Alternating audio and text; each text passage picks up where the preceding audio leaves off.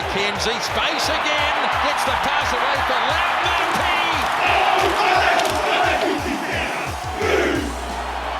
Been a huge amount going on in rugby lately. Firstly, massive congratulations to the Blues and Chiefs women's team for an outstanding inaugural Super Rugby Wahine match. Hopefully the first of many. The girls absolutely ripped it up at the Garden of Eden. And great to have TJ Perenara re-signed for the All Blacks in New Zealand Rugby for the next 2.5 years, taking him up to the World Cup 2023 in France. Great interview with him on the Waddle podcast with James Marshall if you want to grab some more details. Black Ferns and All Black Sevens have locked in matches against Australia in Auckland, May 21st to 23rd, and only 2 months to go until the Olympics. Great preparation for them. And also great is the announcement that Caleb Clark and Ntini Nani Satoru are joining the All Black Sevens. Huge boost for them, and they've put their name in the hat for selection, joined the squad down in the Mount. And lastly, All Black 941, Jonah Lomu, would have been 46 today. Rip big man, he scored 37 tries and 63 tests for the ABs. One of the greats. And I've got Will Jordan joining me today. Will, your memories of Big Jonah? Yeah, like you say, I was a pretty young man when he was sort of rolling through with the All Blacks, and pretty watched many of his games live, but I think it's hard to go past watching footage of that game he had against England at the World Cup. Just seemed like he absolutely terrorised opposition. A couple of great tries there, I'm sure. Because there were a fullback's nightmare come up against him, so please never had to, but I think as well as that, just a real global icon. Seems everywhere around the world, everyone knew his name, everyone knew what he was about. So, yeah, true growth of the game. First rugby superstar, really, wasn't he? Paved the way for sort of global rugby superstars. He was a hell of a name. And, mate, what sort of nick are you in? I know you had a massive weekend, and we're going to talk about that in a little bit, but you've been able to decompress a little bit, get out on the golf course with the lads today, is it? Yeah, it's also been a bit of a hectic last 3 or 4 days after the Super Finals, so it was nice to be able to get out today and play a little bit of golf. Always had a good day back in Rugby Park on Monday and Tuesday, refocusing for the Trans-Tasman comp ahead, but at the same time, it was nice always getting away from the game, loving golf, so good to get there on a bit of a wet Christchurch day and get stuck in. Is it a regular golf group? Have you got a good haggle going on, or is there the same bunch of fellas you go out with that you're always trying to knock over on a Wednesday? Yeah, it's the usual 4 of us who get out most weeks and have a wee annual trip down to Queenstown to settle a few bets. Myself and Dave Pavilli, the 15s, up against the 9s, Mitchell Drummond and Bryn Hall, so plenty of banners getting thrown around there. Unfortunately, Brynner and Drummy have got a couple of niggles at the moment, so they're a bit out of action, so plenty of practice for Dave to not get stuck in. Mate, and on a normal golfing day, who takes it? Like the sort of the niggly, chatty halfbacks, or the sort of the quiet, modest, outside backs take them? Yeah. Well, we've had 3 official comps over the last 3 years, and the fullbacks are currently up 2-1 on the ledger, but no, it's good. We're all of a pretty similar standard, all hanging around the sort of 8 to kind of 12 handicap, so makes for a good, decent battle, and the 9s didn't never give up, so pretty competitive bunch, but it's always nice to get one open as well. And on a serious side, it's good to get away from footy, isn't it, for a day a week at least? And golf's probably the perfect thing for that. Bit of a stroll around the course, but still socially competitive with your mates is probably one of the great pursuits of a lot of footy players at the moment, for what I can see. Yeah, massively. I think no matter what you're doing in life, it's great to have hobbies outside of your usual sort of day-to-day work, whatever that you can get away from and get stuck in. Sometimes golf isn't the most mentally refreshing sport in the world, but I like to say it's awesome being able to both get out and enjoy the sunshine usually, but also hang out with your mates outside of footy and just spend some time together when you're not talking about code. Awesome, mate. It was a big weekend, and congratulations on beating the Chiefs in the final. It's been pretty full on, hasn't it? Since COVID hit, basically just played local derbies week after week after week, and it's been pretty full on. Didn't have a final last year. How was the prep going into the final? Was the Crusaders an environment where it's very much, it's just another week, make sure you tick all your boxes, or do you acknowledge that it's a big game and it's a little bit extra involved in that build-up? Yeah, I think like you said, with since COVID, it's been pretty whirlwind running through the competitions, and I think looking at how that's worked out, like we've played the Chiefs probably 5 or 6 times over the last 12 months, so heading into the week, we had a pretty good idea around against them and the threats they brought. So that meant that we could just sort of focus on us during the week, and the key leaders and guys in the team like Sydney Whitelock and Scooter, Dave and Cody and those boys did a great job of really priming us through the week, so we're ready to go on Saturday. I think any finals week there's definitely more of an edge, and that's good. There's a few nerves, a bit of energy, and especially playing at home, there's that hype throughout the city during the week. So it was a great week to be a part of, and obviously the boys managed to get the job done on the weekend, so that was pleasing as well. Yeah, because it's turned into a great rivalry, hasn't it? Like you say, you play each other a hell of a lot at the moment, so it's extremely competitive. A lot of them are your mates, fellas that you spend time with and other teams, and the All Blacks, and also too probably as a young fella at school in that 2012, 2013 period was when the Chiefs were absolutely at the height of their powers and knocked the Crusaders over a couple of times. So I bet you there's a lot of feeling as you go into a game like that, probably purely just because you boys know each other so well, don't you? Yeah, hugely. It's funny you touched on those games back in 2012, 2013. I remember being a young fella, I would have been about 14 or 15 then, and watching those semi-finals at home crew with the old man on the couch and having a bit of a deep hatred for the Chiefs back then. It was actually, remember a guy who I just thought was a real, personally not much as James Lowe, and I always thought, he just looked like a real niggly bastard on the field. But then it was actually funny a couple of years later playing with him for the Marco, and just goes to show when those guys on your team, it's all very good, and when they're not, then they can be a bit of a pain. So, but it's awesome those derby games. Coming up against your mates, like there's a lot of guys I've got to know a bit better over the last 12 months with being involved in the All Blacks. So it's always cool being able to play them on the field and also be able to share a bit afterwards as well. Oh, exactly right. I shared those feelings, mate. It was when Brodie Retallick and the Aaron Crudens of the world were at the height of their powers, weren't they? And they were a niggly side, but they're also a really strong side, which they've kept going. But the game on Saturday was an awesome final. Like, you guys came out hot. You grabbed a try yourself. Sevu got a try, and it looked like perhaps you're going to be able to beat the Chiefs, having a convincing victory. But they just showed the type of side they are at the moment. They hung in there, got back to parity almost by half time. Was probably everything you expected, or was the intensity of a final definitely did go up a notch or two from some of those round robin games that you've been playing? Yeah, I think the Chiefs have shown a lot. Whilst we got to a good start and that was pleasing, we always knew they were going to come back, and they showed that. And when looking at that second half, they had a bit of everything, didn't it? There was rain, there was cards, penalties, all sorts. So there was a probably 10 to 15 minute patch there where it really could have gone either way. And I think, I've got to put a lot of credit to our defence. Managing to hold them out for that 20-minute patch, only 13 or 14 men was hugely important. And as the rain came down and we held a lead, it became a little bit easier to kick the ball behind them and just back our Ds. So that was definitely a catalyst for the win.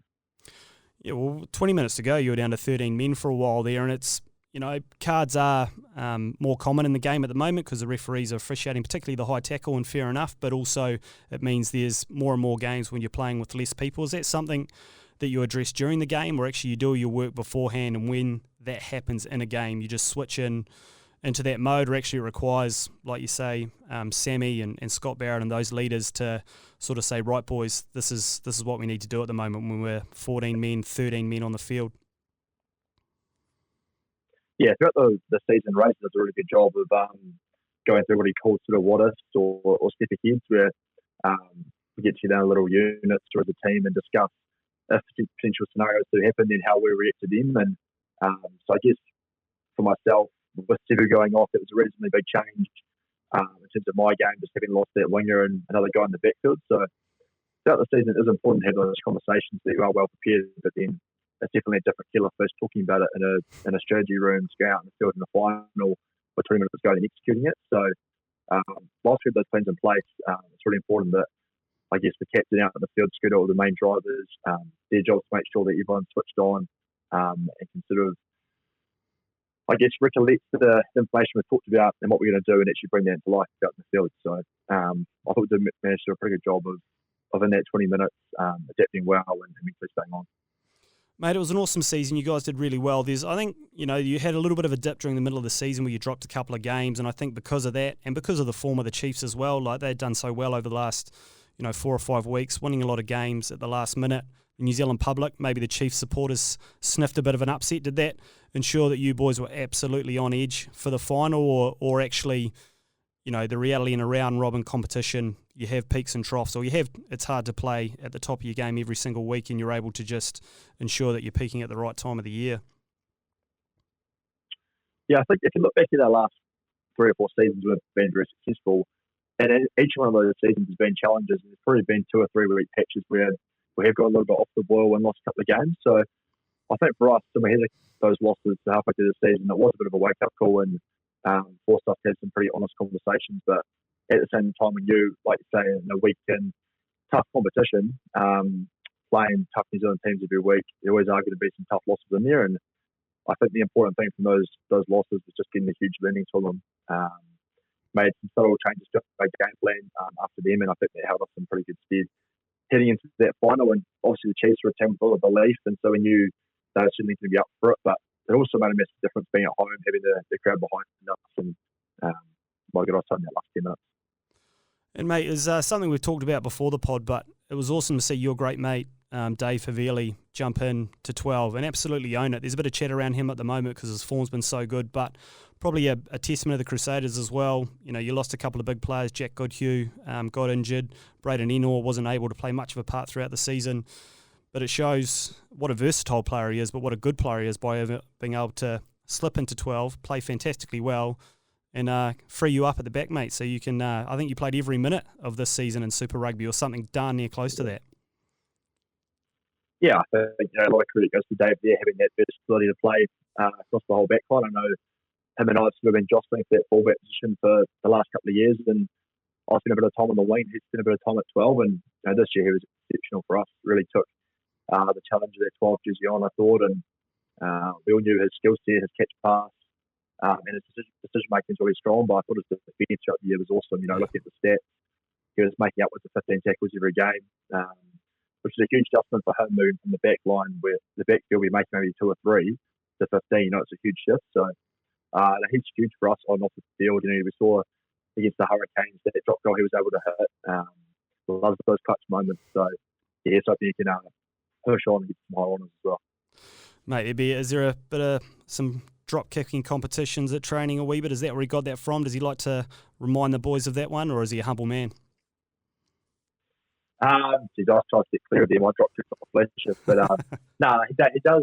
He's obviously got a bit of a goal kicking background, so does a bit of that during the week. And during the season, he was covering 10 for a few games, so I guess he would have got a few drop kicks in during that. But probably Stevu's the guy who's pretty quick to ask for either a kicking confidence somewhere. He loves those little challenges, so to see how he gets up these days. Mate, and what's the week been like for you boys? Because obviously you've climbed Everest, or you've taken on, set down a big challenge at the start of the year, and you've got there. And actually, the way the world is these days, you're straight back into it, really, really quickly.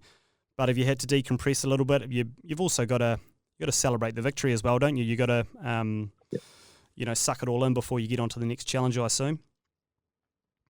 Yeah, I think we took a weekend to celebrate what the season so far and what it had been.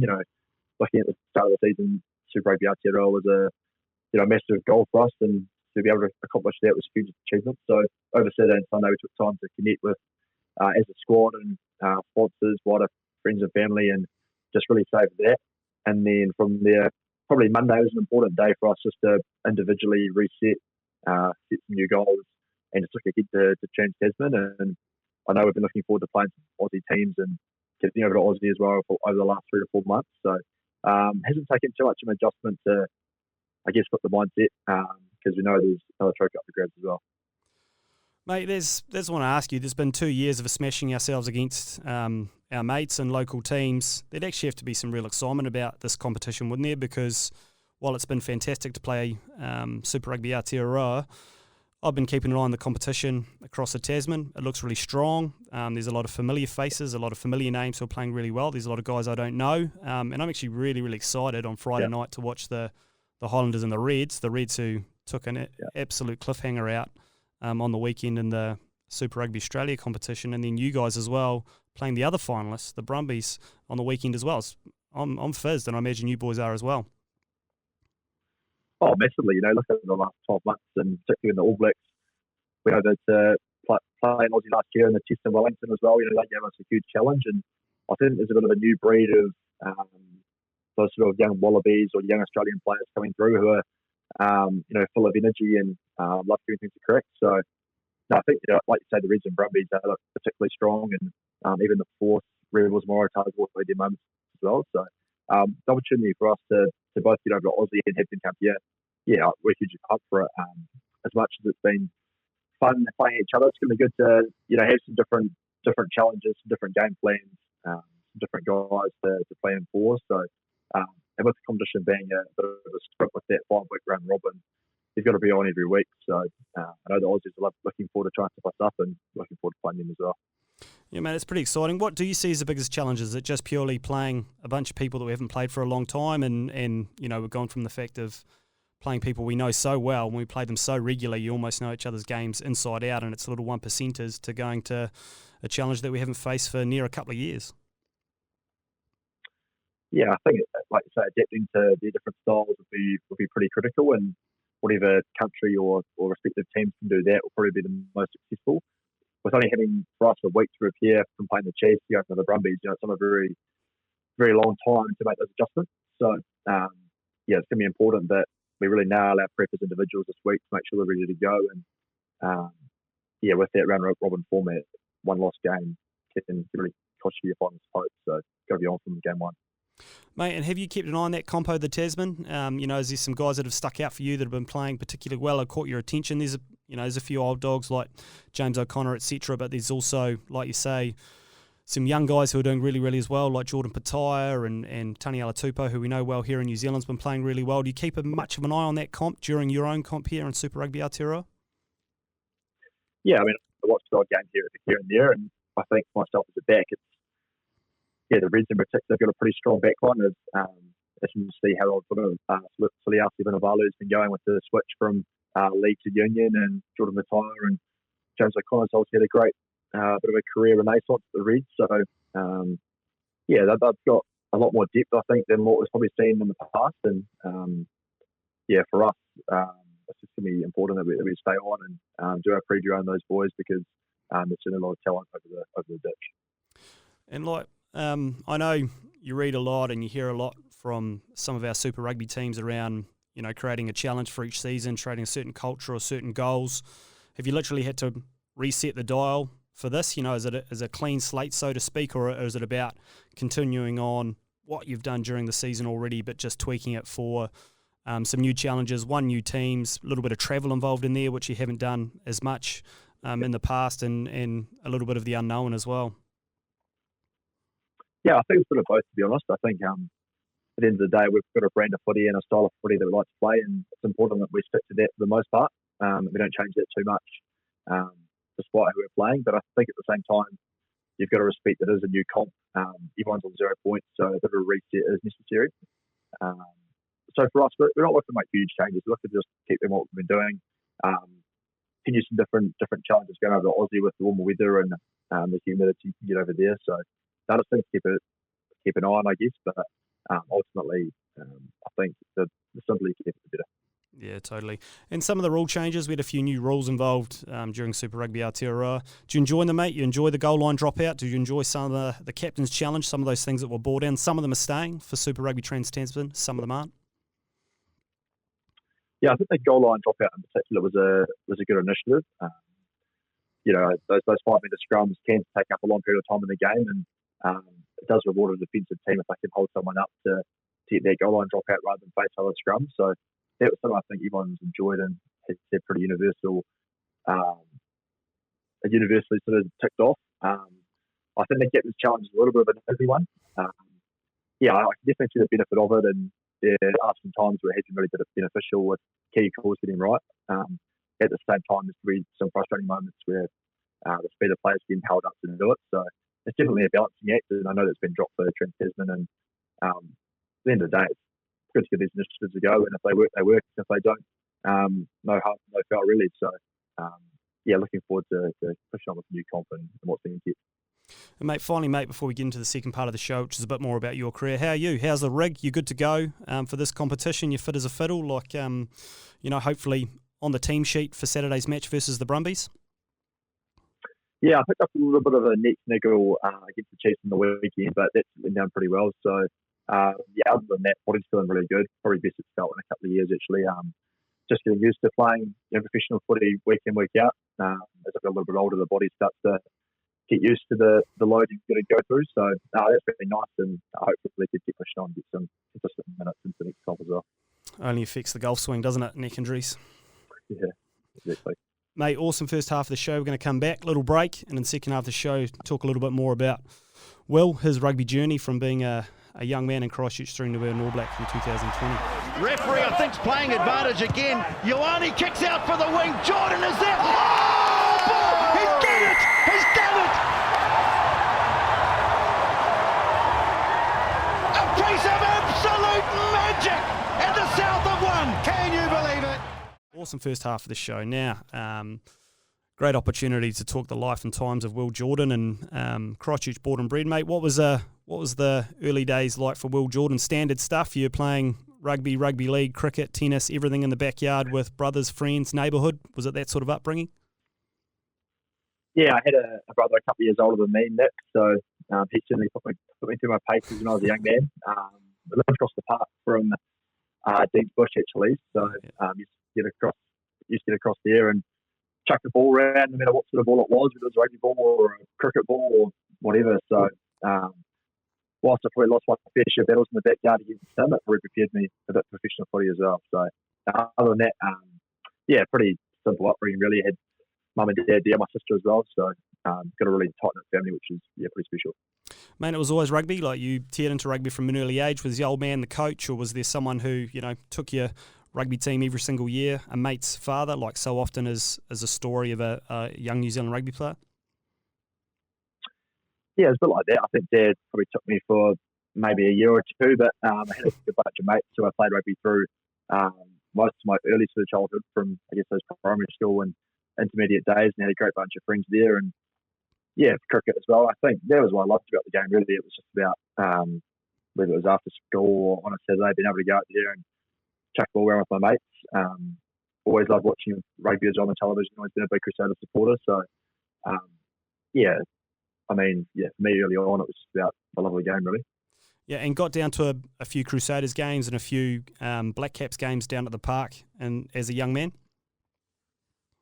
Yeah, there's probably two games that really stand out my memory from those teams. And the first one will be a T20 in the Black Caps set against Australia, where Brendan McCullum's been off, and he literally sort of brought in that scoop shot like they're practicing. And I remember just watching him get down on the ground, basically to Sean Tate, who's going about 155k, and scooping it back over his head, and we end up winning. And I think it might have gone to a super over, actually. It was a real tight game. It was definitely a cricket game that stuck out. And then in terms of something that's bizarre, it's hard to get past the fog final, 2006, Crusaders versus the Hurricanes. Can't say we saw anything of it, but it was quite funny when the game finished. As the Crusaders got handed the trophy, the fog sort of all disappeared. So at least you got to see that at the end. That's really all we saw of that game, unfortunately. I remember that. I was living in the UK and I turned the telly on to watch the final in the morning, and I was positive that there was something wrong with the TV, that it was bust. But then when you realise that it was a fog out, and the Crusaders won at 19-12. That was a hell of a game. And there's heroes growing up. Like we all have our heroes, whether it be rugby, cricket, or other things that we look up to and admire. Who was someone that you thought you'd model yourself on? Yeah, from a rugby point of view, it's probably pretty hard to go past Dan Carter.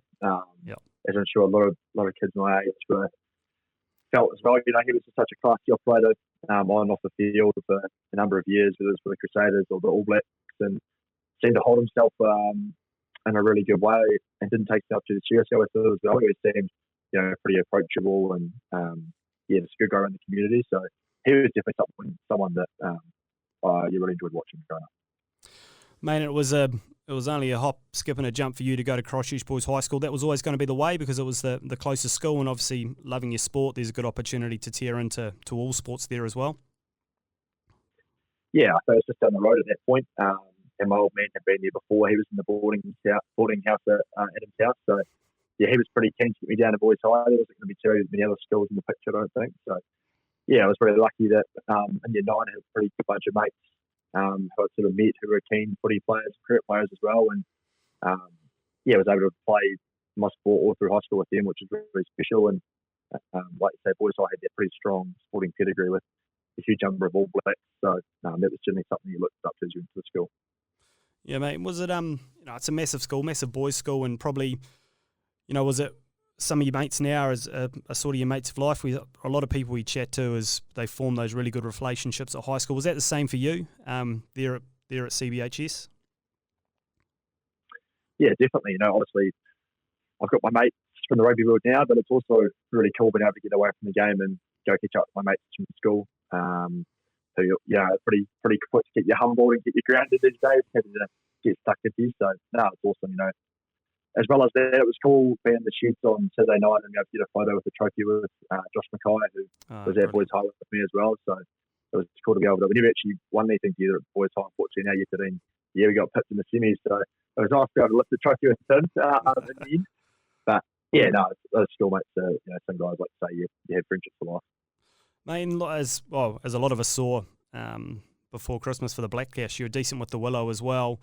Was that something you did in the summer, you know, to make sure that you keep yourself busy and just really enjoyed changing it up in the summer, or actually cricket was a genuine option for you, you know, something that you thought, I'm not sure if I'm better at cricket or rugby, this might be something I pursue, and at some stage in your life you actually had to make a decision around that? Yeah, a little bit sort of yes and no. I think for me when I was growing up, cricket and rugby were definitely pretty side by side, and it probably depended on what season we were in as to which was my favourite. But I think when I was coming through school and getting to that sort of, I guess, my last years of high school, I think, you know, I was making the odd rep team in either sport, but for me, I wasn't really chasing a professional career like that. I just sort of had a good bunch of mates I was playing with and always really enjoyed it. And sport for me was a way to go out there and sort of express myself. So it probably wasn't until I got to year 13 where I offered a place in the Crusaders Academy where, I sort of thought rugby could be something more than that. And at that point, I thought, whilst I was a decent cricketer, I probably wasn't going to go down the professional route in that sport. So, yeah, sort of stuck to rugby and haven't played too much cricket the last few years, unfortunately. But, yeah, always keen to chuck the pads back on again.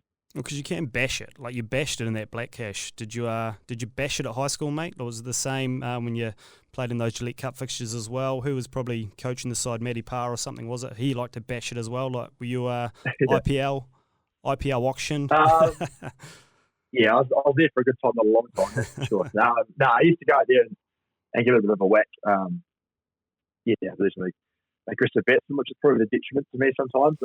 Got always to get caught rather than bowled or LBW. I don't know what it was, but I like to play the game pretty aggressively, and I think the Black Cash probably sort of been that aspect down to go out there and have a bit of a whack. So I certainly frustrated a few coaches over the years with some soft dismissals, but I guess that's my mantra, so to see it hit it.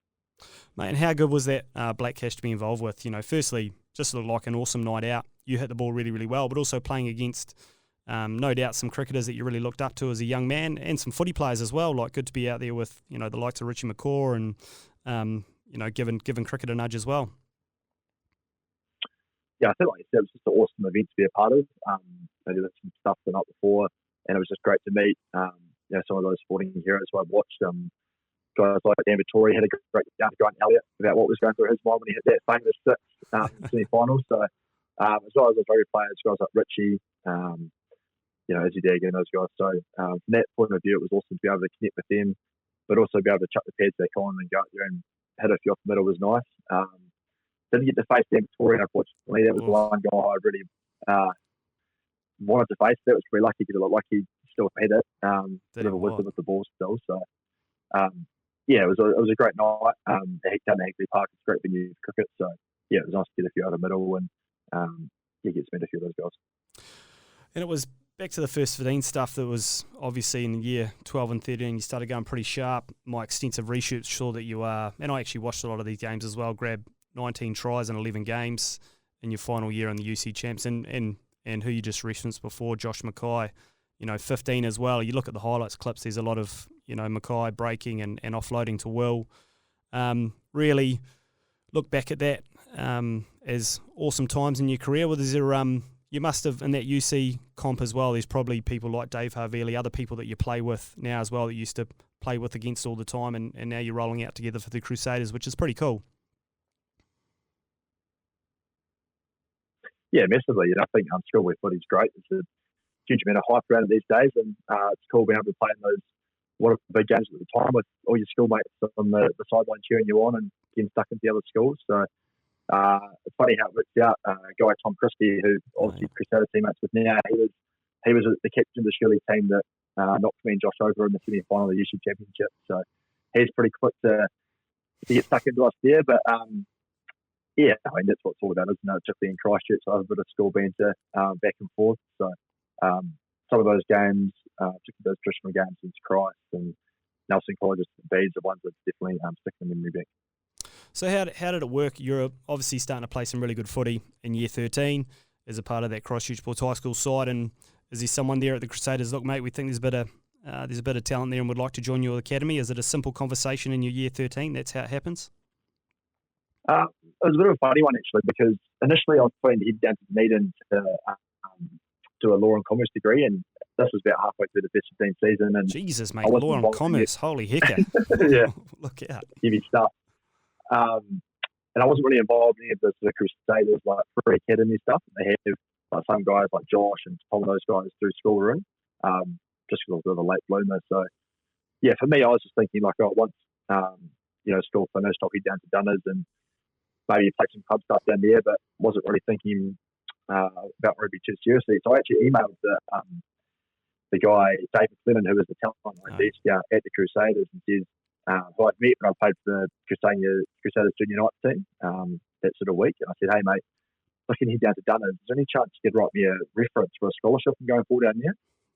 And he sort of came back. And I wasn't sort of looking to get any leverage or anything. I just generally was wondering if that, like, strategically brilliant, tactically brilliant. Well, yeah, very good. Yeah, ended up working out well. He sort of replied and said, geez, mate, what are you doing down there? Like, we're really keen to have you a part of the academy pushing forward. Can you come to my office on Monday and we can discuss it? And I guess from there, that's where it all sort of picked up and ended up sticking around the Christchurch and then the academy for the next year or so. And from there, it sort of took off. Mate, it's awesome. And you turned up for the Marcos, like, perhaps maybe, I thought you might turn out for the Canterbury side, or that would be a natural progression, next thing for you to do. But you actually played your debut first-class rugby for the Marcos. What took you up there? I think off the back of, I played Canterbury under 19, there was a national tournament there, and off the back of that, I had a little bit of interest from Waikato, actually. They were keen for me to move up and play some Mighty 10 footy there the next year. Which I was sort of weighing up. And at the time, Brad Moore, who was the Crusaders coach, had worked with the 19s a little bit. And he sort of came up to me and said, he just thinks this interest in Waikato. Was sort of keen to keep within the Crusaders region. He said at the moment, the Canterbury team was quite backroll with the likes of George Bridge and Johnny McNichol and Josh as well. He was signed. So he said it was going to be tough for me to get a game or two there, but the market had some opportunities at fullback. So it ended up working out really well, really. It meant that I was able to stay in the Crusaders region and keep the Crusaders happy, but also go up there and the next season get some big minutes as well. So at the time, it was a bit of a scary shift and away from home, and there weren't too many guys in the team who I knew, but looking back, it's generally worked out for the best, I think, and I love my footy up in Tassie, and as well as that, having Ral McDonald as the Marcos coach at the time, who was obviously a great fullback himself, so the opportunity to learn off him was something that was pretty enticing for me, and that's how it also played out, and haven't looked back since. And what makes them tick up there? Because one thing is, this is not a massive place, Bleedham and Nelson, but over the last few years, they've been one of the most outstanding provincial sides that we have. What makes them tick up there, and what makes it all go so well? Because anyone who goes up there, firstly, seems to play well, plays either to a high standard or above themselves, and they look to really enjoy their footy as well and all get along really well. Yeah, I think that's the first thing that probably I picked up when I moved up there, was just the culture they created, and the guys I had there, not necessarily all of them are from the region, but they had a huge amount of buy-in for the region and the team, and a huge amount of pride in the province. And everyone was just hugely approachable, and within a couple of weeks, it felt like a real home for me. So I think that's a massive part of it. I think when I first moved up, we had a couple of years there. We sort of made the finals, and we were getting better and better, but hadn't quite been able to get up and win those big games over the likes of Canterbury. Whereas over the last couple of years, as I've sort of, I guess, guys like Dave, Mitch Hunt, those guys who have had a bit of super experience, been able to bring that back to Tasman. I think as much as anything, just work on the mental side of the game to really nail those key moments in big games. And it's been awesome to be a part of the team over the last few years. They've been able to win a couple of titles, and when you look back 10 years ago, when the Union was almost getting cut in the competition, so now going back to back, it's a pretty special achievement. So, I think whether it's from the the team, up to the administration, there's a huge amount of care for the region and the jersey. And I think that really shows in how players perform out in the field. Mate, and favourite game in the Marco jersey? I've seen a couple of clips. You got the finger up a couple of times when you were racing away from the try. But what's your favourite memories in the Marco jersey? Because it's, like you say, it's a short history, but it's becoming a very rich history. Yeah, I think it's hard to get past the final we had against Wellington at T Park in 2019 that won the Union their first title, like you say. Managed to streak away for a try with a couple of minutes to go and gave the crowd a bit of a hot dog, which a few of my mates gave a bit of respect for. But I think it just showed the huge amount of excitement that we had. You know, that was a really special season for us, managing to go unbeaten and to be able to win it at home in front of those fans who've been really loyal to the Marco for the last 15 or so years was pretty special. For sure, it's a day that none of those boys will forget. Mate, and who drives it down there? Like you say, Leon's there, but they've got a couple of older dogs who have been with the Crusaders as well. Or is it very much not a bunch of barbarians or renegades coming together, but is there some key leaders? Because the success has been really impressive. Yeah, I think you've got to give a lot of credit to Dave, to be honest, as the captain of the team. You know, he's a local boy and he does a lot behind the scenes to really galvanise the unit and goes the extra mile on the jersey as well. I think as well as that, it's really cool having a couple of key coaches and Andrew Goodman and Shane Christie who have played 50 games for the Marco, who have given so much to the jersey, so that when they speak about it, when they ask you to do something, it's easy to get behind because I've done it before you as well. So I think that's a key part of it, as well as they're having some older, experienced guys in the team, like we had White Crockett come back a couple of years ago. Tim Perry's been in the past. Kieran Fonetier's come back last year. They're really important in just making sure that the environment's ticking along nicely and the culture's staying true to itself, and I think that really shows up into it. Mate, it's a great springboard for the Crusaders. And talk to us a little bit about when you first got named in the Crusaders squad. Was it, were you hopeful because you've been having some good form at provincial level, or actually when you finally got asked for a super contract, you're surprised, over the moon? Talk us through it. I think that I made my minor 10 debut was the New Zealand under-20s tournament over in Georgia, and managed to play some okay footy over there. And when I came back, there was a few whispers from the Crusaders and from my agent, good old Cam McIntyre, that that they might be keen for 2018, the next year. So the sort of what they said to me was just go out there for the first 4 or 5 rounds of minor 10, play some really good footy, and we can go from there. And I guess I managed to do that. So I picked up a gig halfway through that first minor 10 season, and it was just hugely pumped, to be honest. There was a couple of guys in the market who were already in the Crusaders, so it was cool to be able to get alongside them, get to know them, talk to them a little bit about the team and where they were going, and it was a bit of a dream come true, really, being from Christchurch to be in that squad. So huge amount of excitement. Mate, and we could try and do probably multiple podcasts on this, and everyone always asks about what makes the Crusaders tick and their culture and why they're successful. But your early memories, like as a young fella, because perhaps in the past, rugby had been a little bit about you got to earn your stripes, you don't say too much, whereas these days we hear a little bit more about it's really important to integrate young guys, make sure they can hit the ground running and play, almost to their talent straight away. What was it like for you coming in as probably only a 20-year-old coming into the Crusaders? Yeah, I think I was actually 19 when I first came to the team, and never looking around the change room, you've got guys like Kieran Reid and Matt Todd, Ryan Crotty. I was first in the team. There's some real legends of the game running around, and that can be pretty intimidating for a young player. But I think that there's always that little hierarchy between the team, and there's a bit of respect that's got to be earned with those other guys. But they're hugely welcoming as players to make you feel comfortable in the environment, and always have a few questions. And I think a guy who really stuck out to me when I first made the team was actually Tim Bateman, who he didn't play a lot for the Crusaders, but he was a real key guy behind the scenes and probably managing those guys who were on the field, because it can be a bit of a tricky time when you're not in that 23, you're not playing week to week. And I think what the Crusaders do, they do a great job of making sure the whole squad of 38 or 40 guys are really integrated. Everyone's pushing towards that one goal, and everyone's preparing each other during the week to go out and perform well. Mate, and you've always got to touch on Razor. He's had, the Midas touch really at the Crusaders, and he's such an awesome personality. Like, surely he can't be fizzed up every day, can he? Like, every time you see him, he's got a massive smile on his face. He's, saluting the crowd, and he just looks like a guy who's been dropped in Red Bull at birth. Like, is he always like that, Monday through Friday, or actually, he has his downtime as well and spreads the load because, no one's got that much energy. Yeah.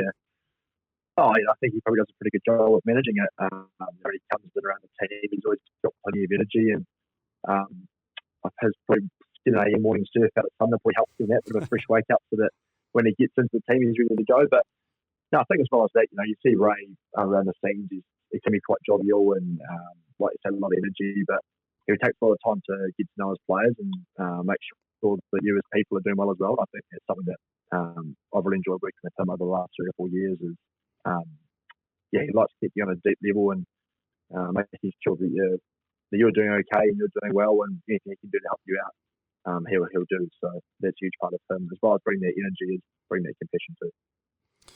Mate, that's awesome. And there's for you, mate, is it very much about have you got people, whether players, whether it's coaches, that you work really closely to try and make you better? Like if you are you working really closely with the backs coach, are you working really closely with the skills coach, or is it other players like Davey and that who you spend a lot of time with that you're actually really trying to improve yourself?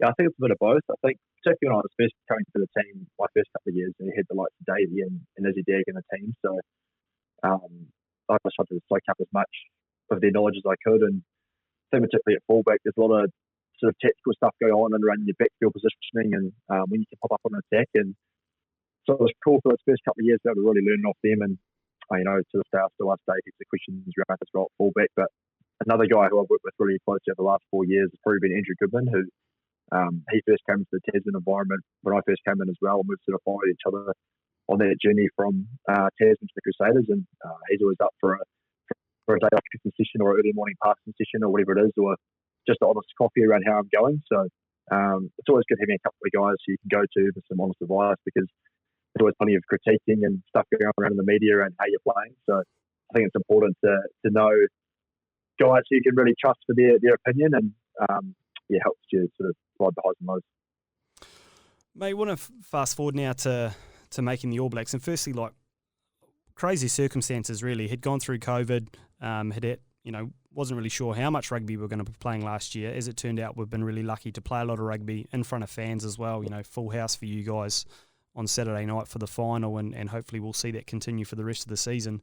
But talk us through getting the call up to the ABs. You had an absolutely cracking game in the North-South, a game that hadn't been played for a very long time, and managed to grab the winner. Do you think that's what put you on the radar? And talk us through when you actually got the call, or when it was announced, or how you found out that you were going to be an All Black.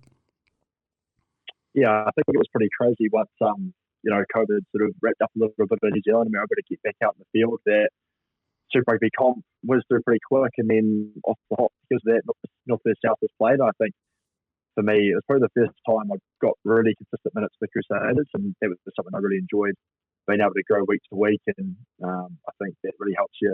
You learn at this level, you're not sort of playing 1 week and then not playing the next. You're able to play, every game with Davey, unfortunately, injured was really helpful for me. And yeah, it was a bit of an ugly one really, that North versus South being the day before the All Black squad got named. But I think, I'm just sort of thinking, geez, this is turned into a bit of a one-off trial. So there was a huge amount of nerves for that game, and it's a bit of a shame there was no crowd, because it ended up being such a great spectacle. But yeah, that was an awesome game to be a part of, and got to play with a couple of guys who I hadn't played with before, and the likes of Brad Weber and Joshua and those boys. And then obviously topped off the next day with getting a call from Bert Gilbert, the manager, that I made the squad.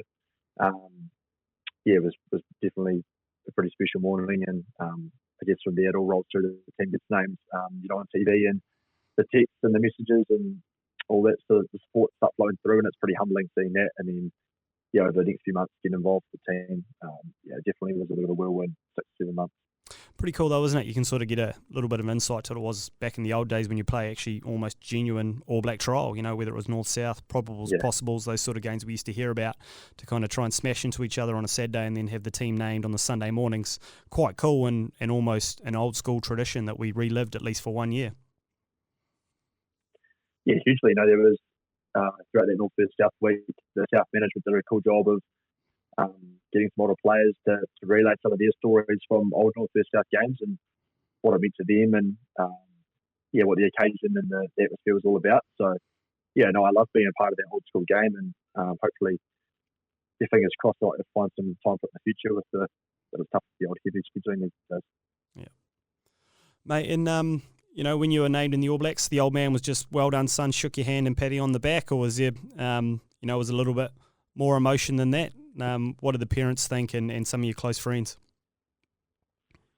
Yeah, I think my parents, my partner, my grandparents, and my siblings as well all sort of watched the announcement together in Christchurch. So, I'm sure there was a bit of emotion coming through from them. Mum was probably a bit more emotional than Dad. He probably, like you say, gave it the old handshake and said I'm proud of you and all that sort of thing. But I'm sure deep down he was, a bit more emotional. But I think it just shows, making the All Blacks, for a lot of people, it's a big deal, and the country follows the team so strongly. So I know for my parents, for me to be able to be a part of that was really special for them. Mate, and it took a while to actually get on the field. Obviously, there was a couple of games over here that we played first before you went over to Aussie. Firstly, what was it like sort of going to Aussie in some ways and being in a bubble and having to sort of isolate in between matches? I sort of, on one side of the corner, I can see it being, hugely different to what you normally do. On the other side of the corner, I suppose, for a young fella in a new team, what a great way to meet your team, to spend that much time with them and develop a bond, I suppose, on tour. Yeah, hugely. Like you say, I think on tour is great for any team. The chance to basically be around each other 24/7. It sort of forces you to make those connections and guys from different teams get together. So, no, I loved getting over to Aussie. It was an awesome experience. We managed to get out for a few rounds of golf, which was good as well. Had a good golfing crew there, so that certainly helped. Build a few friendships, but no, it was cool. Like you say, I wasn't playing those first few games, so whilst it was like a little bit frustrating when I wanted to play, it was cool to be able to just sit back and soak up the atmosphere of being in the All Blacks and work out, what a test week and is all about and the preparation it takes, and just watch some of those older players go to work. So, those first few weeks are actually quite cool being able to do that and set me up well to get an opportunity later in the season. And talk about your All Black debut. When did you find out that you're going to be involved in the match day side, and then about the experience itself? Yeah, got actually Gilbert Noka. Well, actually, might have been Jared Shandy, the manager. I think it was Shandy actually. He reads out the team on a Tuesday morning in the shed, and there's sort of plenty of nerves as they're sort of rolling through the team, getting to back down to 23. I was obviously the last guy getting named, so holding on to hope for that whole time. But a few fist pumps walked out, but it was pretty cool. Obviously, pretty exciting. I'd been in the team for 3 or 4 weeks. I was starting to a little bit itchy, so it was awesome to get in there. And it was sort of a unique game actually, with Brisbane being a bit of a bubble week. They actually fly straight from Sydney straight to the ground and then leave straight after the game. So there was a few logistical things that went there that were a bit unique. And in terms of the game itself, it really wasn't the fairy tale you dream of. I ended up getting knocked out and playing about 6 minutes, and we lost. So there was a bit of a shame at the time. I was a little bit bummed out about it, as you said it would be. But looking back, it was a very special night, and look back on doing the haka and the national anthem and all those things for the first time. Something definitely back on pretty fondly. Yeah, look, obviously a little bit of bad luck with the head knock, and eventually the side lost the game. But to have your debut at a cauldron at Suncorp, where there's been so many famous games, and Aussie are always so strong, aren't there? If there's ever a time that they knock the All Blacks over, it's often at that ground. So you must have been pretty excited to get your name read out there. And then obviously hugely disappointing, but you did get on again later in the tour to play Argentina, got a couple of tries, and what a fantastic way to sort of finish the year. You must have been pretty fizzed because, maybe a little bit apprehensive about whether you would have got back on the field again on that tour. Yeah, I was a little bit worried about that, to be honest. Obviously, with the head knock, you never quite know when it's going to come right. I think we were lucky that we had a bye the next week, which sort of gave me an extra week to get myself right. It ended up being pretty crucial. And I guess then that last game would have been the last game of the year, and the first game, a little bit of a missed opportunity for myself. I just had a mindset to sort of go out there and get stuck in and try to get a few touches on the ball. And it's amazing, I think they pretty quickly managed to get those sort of 2 intercepts in a couple of minutes. And certainly looking back, it all happened very, very quickly. But it was an awesome way to finish the tour. I think for the team as a whole, we had a couple of tough performances over the course of that 5 to 6 weeks over in Aussie. So to have to finish the tour with a really strong 14 performance was pretty pleasing. So as we sort of took the bus back from Newcastle back to Sydney and headed home, there was a good vibe amongst the group. Mate, it's a huge amount of pressure for a young man to take on board. There's a couple of results that didn't go our way, and it's probably your first time, maybe not personally, but to be in an environment where the team is under huge pressure. Was that been an awesome learning, as you go on and you've had big pressure games this year in Super Rugby Aotearoa, and just basically for your rugby development to get, both ends of the wedge, really? Yeah, a little bit. I think particularly the All Blacks, there's a huge amount of scrutiny, across the world around how the team's performing. So when the team did have those couple of losses, you do feel the brunt of it a little bit, and I think it's really important that you're able to bounce back from that. I think that's something the All Blacks have probably prided themselves on over the last few years, of that off the back of a loss or a tough game, they responded well the next week. So that's something that I tried to pick up from that tour, was just how the older players in the team, how they took on, I guess, the feedback from the loss and the learnings you get from that, and managed to go out there and put that into a strong performance the next week. And for me, that was just about trying to stay as consistent as you can week to week, and something I tried to implement during this year's comp. Mate, so we've got Super Rugby Trans-Tasman kicks off this week. Sounds like there's a couple of All Blacks games in the schedule against Fiji coming up in the middle of the year, and then fingers crossed it's just the world slowly opens up and there's more and more footy to do with the Rugby Championship and an end-of-year tour. But for you, mate, is it just about getting better every game? It's just about focusing on the next couple of games in front of you and doing the best you possibly can for the Crusaders and see what happens after that?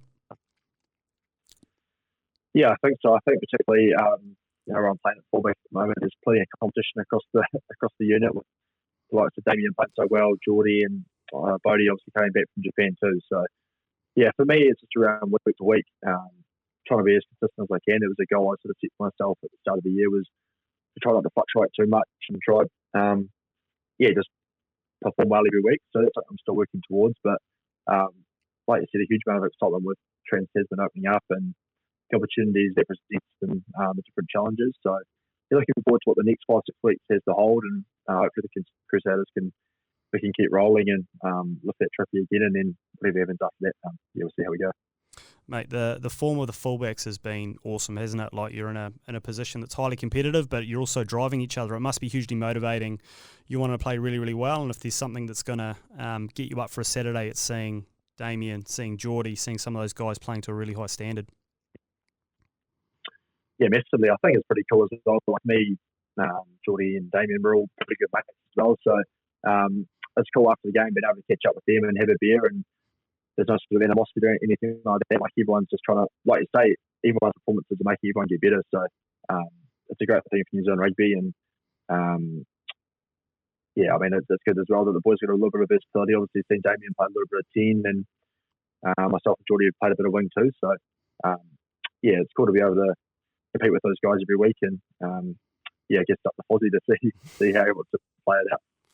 Mate, 100%, mate. Thank you so much for joining us. I really appreciate it. Good luck for this new comp. I'm genuinely so excited about it, to see how the teams from each side of the Tasman fare this weekend. There's some real excitement around it, and I'm picking the Australian teams are going to be a lot more competitive than maybe what some of the New Zealand public think. The standard of footy there has been, I think, on an increase. Good luck to you, lads. Hopefully, like you say, you can keep the ball rolling, and good luck for All Black selection later on in the year as well. Hope to see you back in the black jersey and playing to the high standard you have been so far this year. Thank you so much for joining us, mate. Appreciate it. Beauty, thanks, mate. Just having me on. It's been a pleasure. No worries. And a special thank you to our super agent, Cameron McIntyre, for facilitating this. He said it was compulsory that his name was mentioned during the podcast, of course. He'll be looking for his commission fee, I'm sure. Yeah, no doubt. I'm sure the bill's in the mail, 100%, mate. Thank you, mate. Have a great night and talk soon. Cheers, brother. Sweet. Cheers, mate.